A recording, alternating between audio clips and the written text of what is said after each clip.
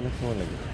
হ্যাঁ, অনেক সময়, অনেক কষ্ট, কিন্তু মানুষ সেই কষ্টকে কষ্ট মনে করে না। জাবেলে রহমত পাহাড় সম্ভবত না, এটা এখানে এখানে যাবে। আমি বলছি এখানে আলো জ্বলছে, কিন্তু হারুন দেখছো আলো জ্বলতেছে। আব্বা কি উঠছিল এই জাবেলে রহমতে? উঠবে কোথেকে, অতটুকু যেতেই পারিনি, টায়ার্ড হয়ে গেছে, পরে ফিরে আসছে আবার। হ্যাঁ, এই যে দেখো মেঘগুলো কি সুন্দর, অনেক বড় রাস্তা, কিন্তু মেঘ, এই যে মেঘের লাল লালা, মানে মনে হয় যেন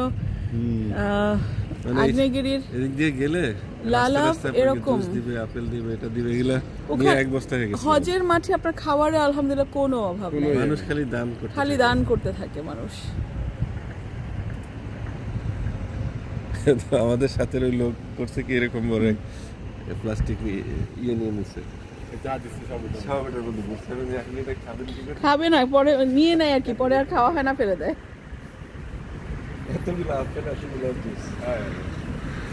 মসজিদটার নামটা বারবার ভুলে যাই কেন? নিমরা মসজিদে নিমরা কেন নাম হলো এটা, এই মসজিদের? মসজিদে নিমরা। আমরা মসজিদে নিমরার ভেতরে দাঁড়িয়ে আছি, একটা কবুতর ধ্যান করছে, অসুস্থ কিনা কে জানে। আজান দেয় নাই তো, তাই? কিবলা দিক কোনটা?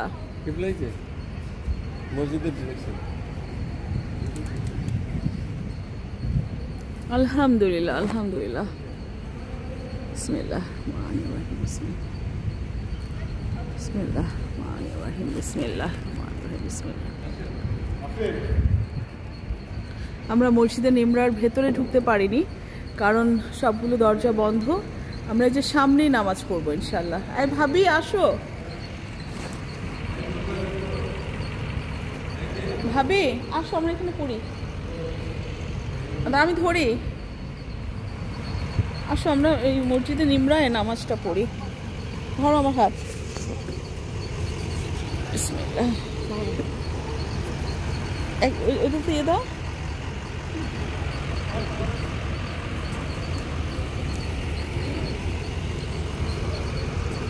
মাগরিব নামাজটা পড়ে ফেলি, একটু তায়াম্মুম করে নিও তুমি, আমিও তায়াম্মুম করে নিব।